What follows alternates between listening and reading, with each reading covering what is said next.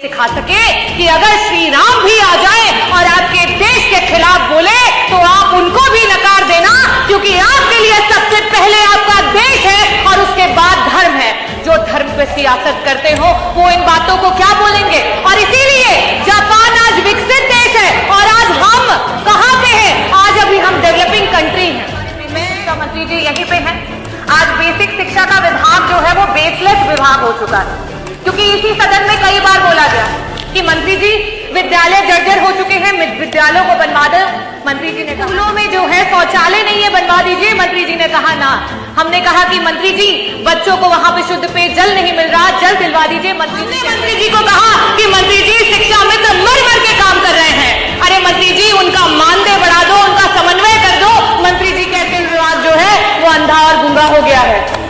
लेकिन वही जब इस सदन में मंत्री जी बैठते हैं और हम कहते हैं कि मंत्री जी निजीकरण जो है विभाग को मत बेचो, तो मंत्री जी कहते हैं सरकार में आज सरकार के मंत्री जो है वो रोड पे बैठकर धरना देने को मजबूर हो गए।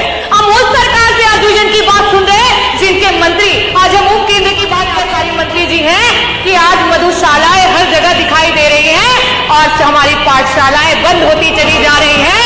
वह सरकार और विपक्ष के तौर पे ये कहा गया कि हमें जो है वो सुझाव रखने हैं। अध्यक्ष जी 9 वर्षों की जब से ये सरकार है, लगातार विपक्ष और हमारे राष्ट्रीय अध्यक्ष श्री अखिलेश यादव जी आप लोगों को सुझाव देते आए हैं, लेकिन आपने ना तो सुझाव को सुना और ना ही उस पर कोई कार्य किया।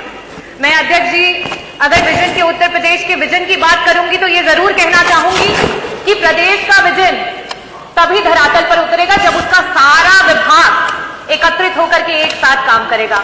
हमारे बेसिक शिक्षा मंत्री जी यहीं पे हैं। आज बेसिक शिक्षा का विभाग जो है वो बेसलेस विभाग हो चुका है, क्योंकि इसी सदन में कई बार बोला गया कि मंत्री जी विद्यालय जर्जर हो चुके हैं, विद्यालयों को बनवा दो। मंत्री जी ने कहा ना। मंत्री जी स्कूलों में जो है शौचालय नहीं है, बनवा दीजिए। मंत्री जी ने कहा ना। हमने कहा कि मंत्री जी बच्चों को वहां पे शुद्ध पेयजल नहीं मिल रहा, जल दिलवा दीजिए। मंत्री जी कहते हैं ना। हमने कहा कि विद्यालयों में इलेक्ट्रिसिटी नहीं है, मंत्री जी विद्युत जो है उसको वहां पे आपूर्ति करवा दीजिए। मंत्री जी कहते हैं ना। हमने कहा आज पूरे उत्तर प्रदेश में 2 लाख से भी ज्यादा बच्चे हैं जो टेट और सुपर टेट पास करके धरने पे बैठे हैं कि एक दिन बेसिक शिक्षा विभाग की वैकेंसी आएगी और उनको नौकरियां मिलेंगी। मंत्री जी वैकेंसी निकलवा दो। मंत्री जी कहते हैं ना। हमने मंत्री जी को कहा कि मंत्री जी शिक्षा में तो मर मर के काम कर रहे हैं। अरे मंत्री जी उनका मानदेय बढ़ा दो, उनका समन्वय कर दो। मंत्री जी कहते हैं ना। हमने मंत्री जी को कहा कि मंत्री जी रसोइया मात्र 2000 में काम करती हैं, हमारी रसोइयों का मानदेय बढ़ा दो। मंत्री जी कहते हैं ना।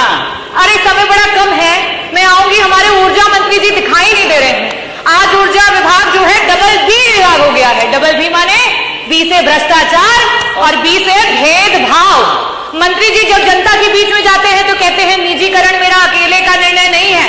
मंत्री जी जब अपने अधिकारियों के बीच बैठते हैं तो कहते हैं अरे तुम लोगों ने तो विभाग की नाक कटा दी है। आज बिजली विभाग जो है वो अंधा और गूंगा हो गया है। लेकिन वही जब इस सदन में मंत्री जी बैठते हैं और हम कहते हैं कि मंत्री जी निजीकरण जो है विभाग को मत बेचो, तो मंत्री जी कहते हैं ना। मंत्री जी ट्रांसफार्मर हर रोज खराब हो रहे हैं। एक ट्रांसफार्मर बन करके 75 बार लग रहे हैं। मंत्री जी ट्रांसफार्मर जो है क्षमता वृद्धि करा दो। मंत्री जी कहते हैं ना। मंत्री जी को कहा जाता है कि मंत्री जी आपके विभाग में पॉलिसीज खराब है। आपके जो पॉलिसी बनाते हैं आपके चेयरमैन वो एक IAS ऑफिसर है, शायद उनको विभागों का ज्ञान ना हो। मंत्री जी IAS ऑफिसर हटा करके समाजवादियों ने जिस तरीके से इंजीनियर को वो पद दिया था उनको वो पद दिलवा दो। मंत्री जी कहते हैं ना। मैं यही कहना चाहूंगी कि ऊर्जा विभाग मंत्री है नहीं, बड़ी बड़ी बातें करते हैं और उन्हीं के डिस्कॉम में पश्चिमांचल में आज इतना भेदभाव है कि सिर्फ एक ही जाति का व्यक्ति वो कहते हैं हम बनिया की दुकान नहीं चलाते, और पश्चिमांचल डिस्कॉम में सारे एक्सीएन सारे MD सिर्फ एक ही जात के भरे गए हैं और मंत्री जी कहते हैं ना। हमारे स्वास्थ्य मंत्री दिखाई नहीं दे रहे हैं, क्योंकि बड़ी निराशा हुई कि हम विजन पे चर्चा कर रहे थे और मंत्री जी ने जब अपनी बात करनी शुरू की तो अपने 9 साल के कार्य नहीं गिनाए। मंत्री जी का तो विभाग रेट्रोग्रेड विभाग हो चुका है, क्योंकि उन्होंने अपने 9 साल के कार्य नहीं गिनाए। उन्होंने तो पुराने कार्यकालों को गिनवा करके अपनी बात शुरू की। अपने विभाग के उन्होंने अस्पताल नहीं बताया, सबसे पहले गेहूं के उत्पादन से बात की, तो ये अपने में दर्शाता है कि हमारे जो मंत्री जी है वो क्या कर रहे हैं। मंत्री जी को कहो कि इंफ्रास्ट्रक्चर ठीक करा दो, डॉक्टर दिलवा दो, आईसीयू के बेड बढ़वा दो, दवाइयां दिलवा दो, तो मंत्री जी कहते हैं ना। हम उस सरकार से विजन की बात सुन रहे हैं जिस सरकार में आज सरकार के मंत्री जो है वो रोड पे बैठकर धरना देने को मजबूर हो गए। हम उस सरकार से आज विजन की बात सुन रहे हैं जिनके मंत्री आज हम उप केंद्र की बात कर रहे हैं कि जौनपुर में सदरनगंज में जो है हमें उप केंद्र की आवश्यकता है, मछली शहर में बलवा में उप केंद्र की आवश्यकता है। आपके खुद के विधायक धरना दे रहे हैं लेकिन मंत्री जी कहते हैं ना। मैं शुभकामनाएं देना चाहूंगी हमारे माननीय आबकारी मंत्री जी हैं कि आज मधुशालाएं हर जगह दिखाई दे रही हैं और हमारी पाठशालाएं बंद होती चली जा रही हैं। वाह सरकार वाह। मैं धन्यवाद करना चाहूंगी अध्यक्ष जी आपको। हमारे संसदीय मंत्री जी इस समय नहीं है, आज बहुत ऊंची बात कर गए मंत्री जी, बहुत बड़ी बात कर गए। उन्होंने कहा कि जापान में 50% से भी ज्यादा बुद्धिज्म को फॉलो किया जाता है, बौद्धिस्ट है, लेकिन उनके बच्चों को क्या सिखाया जाता है? उनके बच्चों को यह बताया जाता है कि अगर भगवान बुद्ध भी आ जाए और आपके देश के खिलाफ बोले तो आप बुद्ध के खिलाफ चले जाइएगा।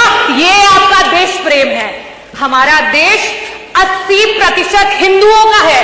2011 के सेंसस से बता रही हूं, लेकिन उसके बाद भी अपना देश का हिंदू जो है वो खतरे में है। आप किसी मंचों से ये बात कह दें या हमें कहने को बोल दें